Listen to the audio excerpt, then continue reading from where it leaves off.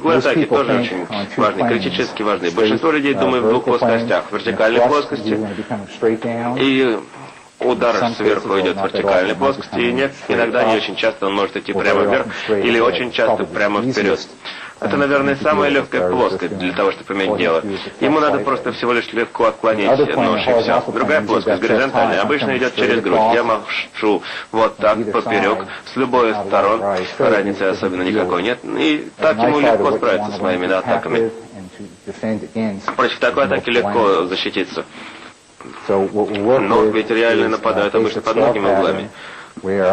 Итак, пожалуйста, стойте спокойно. Самый эффективный метод нападения, наверное, это один или несколько ударов поперек в вертикальной плоскости, несколько ударов, потом наискосок, как буква X, по прямой с левой стороны 2 удара, с правой стороны 2 удара, и потом прямой тычок, прямой уклон.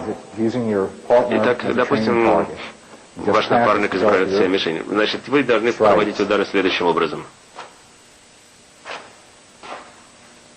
Все эти углы можно разнообразить, можно отрабатывать большую точность. Если он одет в пуленепробиваемый жилет, то, очевидно, тыкать в него ножом совершенно бесполезно. Однако, если он атакует вас рукой, которая не защищена, это очень хорошо, потому что у вас появляется тело под углом и выставляет незащищенную часть, вы можете на нее напасть. И, наконец, допустим, мой уровень силы настолько высок, что мне разрешено применить смертельную силу, что это оправдано.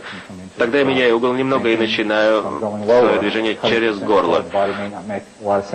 На центральную часть туловища нападать бесполезно. Я не меняю просто высоту и нападаю на таз, там, где проходят крупные артерии, от потери крови, в которых он потеряет сознание от 15 до 30 секунд, если порез достаточно глубоко. Дополнительный психологический фактор — это когда вы пытаетесь перемещаться по полу, покрытому кровью. Есть 2 основных типа мишеней. Одна — структурная или функциональная мишень, о которых мы поговорили уже. Вторая — это системная или кровеносно-сосудистая мишень.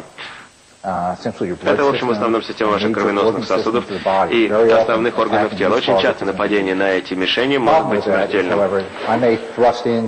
Например, я могу нанести человеку рану в живот, перерез кишечник. Скорее всего, человек этот умрет от перитонита или от какой-либо общей инфекции организма при повреждении его внутренности, но, скорее всего, умрет он дня через 2.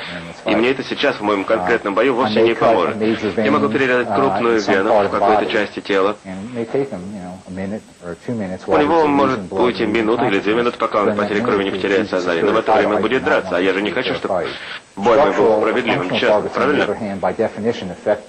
Повреждение крупных органов по определению немедленно влияет на функционирование тела. Ну, объясним это попроще.